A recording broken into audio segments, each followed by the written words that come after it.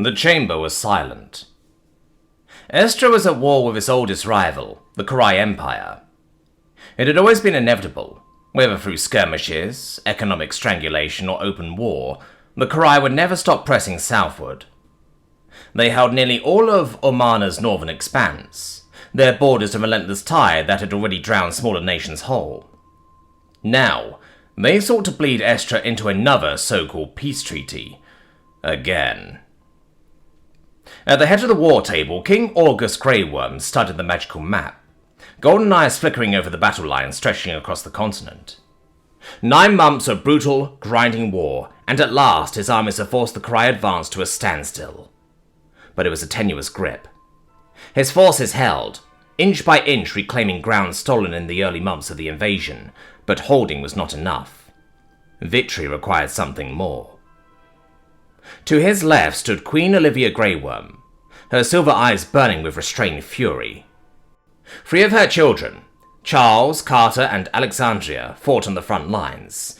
Their future, her future, balanced on a knife's edge. Her platinum hair was bound in a perfect bun, but her patience was fraying. Beyond Estra's southern borders, the splintered provinces that had once belonged to Estra now watched from the shadows, fractured but wary. The Karai had promised them independence long ago, delivered it with one hand, while ensuring they remained weak and divided with the other. And yet, if Estra showed weakness, if the war turned against them, these provinces might not remain neutral. They might remember old grudges. They might throw their weight behind the stronger power. Across the table stood James Soot, the king's bastard son. He wore no finery, just a plain tunic and breeches, more a scholar than a prince. His golden eyes, so like August's, watched the board with a calm disinterest, though defiance flickered beneath the surface. His black hair, long and waxed back, framed a face that carried no illusion of deference. James had never been trained as a prince. No sword, no spell, no place.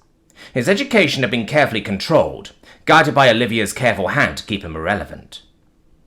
House Soot, noble in name only, sat in the capital, rich but caged. Trapped under the Queen's strict control, their influence clipped in the moment of his birth. And yet, here he was. King August leaned forward. "Name your price, James." His voice carried no pretense, no forced pleasantries. James exhaled slowly as if bored. "Price? I fail to understand your meaning, King Grey Worm." His words were smooth, practiced, honeyed and false. Olivia scoffed. "Just order him into the Artificer Corps and be done with it. He will serve." August chuckled, low and bemused. "I see. Then let me reiterate." His golden eyes locked onto James. "What will it take for your involvement, Bastion Arsamade?" The chamber stilled. Olivia's expression sharpened, silver eyes flickering between her husband and the bastard. That name, Bastion Arsamade, an artificer who had avoided court for over a decade, yet whose designs had propelled Estra's military technology forward by leaps. She turned to James. He could not deny it, did not confirm it. He simply adjusted his stance, a shift, neither acceptance nor refusal. He had hidden in plain sight. James hummed, considering.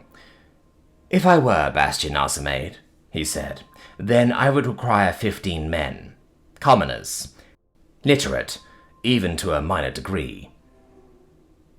Olivia's gaze narrowed. "And what will you do with these levies?" James smiled.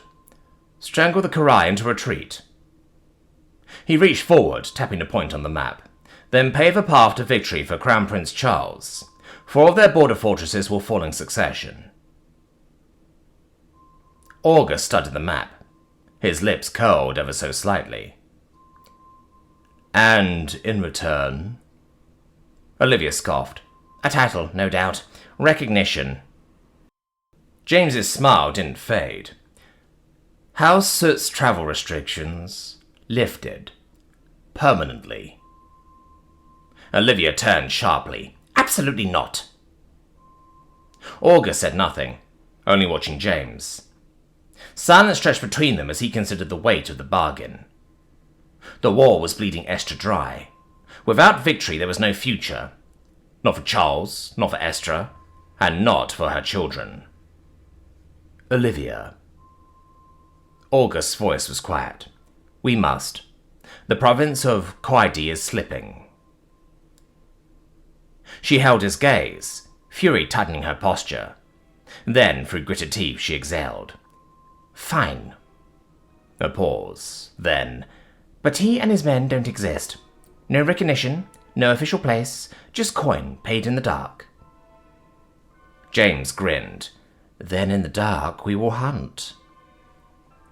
He reached forward, tapping a location on the map. Maidford. A small riverside village, inconspicuous to the untrained eye.